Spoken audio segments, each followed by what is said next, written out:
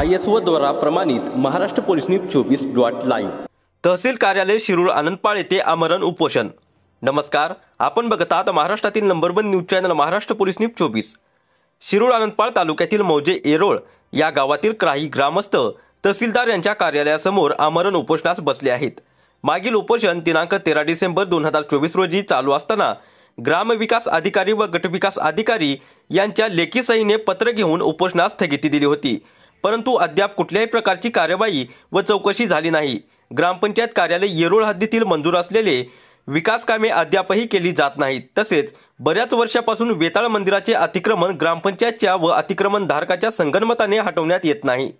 राम मंदिर असून या मंदिराच्या सभागृहासाठी स्थानिक आमदार निधी मिळण्यासाठी दिरंगाई, जलजीवन मिशन अंतर्गत झालेली कामे निकृष्ट दर्जाची, त्यामुळे सतत पाईपलाईन लीकेज होते आणि गावात पाण्यासाठी भटकंती करावी लागते।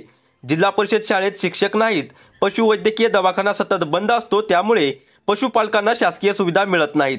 ग्रामपंचायत हद्दीतील सर्व शासकीय कर्मचारी मुकामी असावेत। तसेच प्राथमिक आरोग्य केंद्रात मलेरिया डॉक्टर आहेत का याची चौकशी करावी।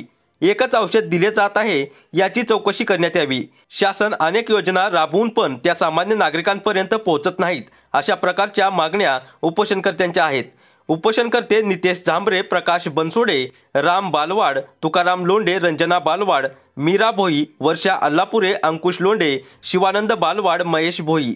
महाराष्ट्र पोलीस न्यूज 24 साठी लातूर जिल्हा प्रतिनिधी पवन हनुमंते। अशाच नवीन अपडेटसाठी आता सबस्क्राइब करा महाराष्ट्र पोलीस न्यूज 24 या न्यूज चॅनलला। व्हिडिओ आवडला असेल तर लाईक, शेअर आणि कमेंट करायला विसरू नका। धन्यवाद।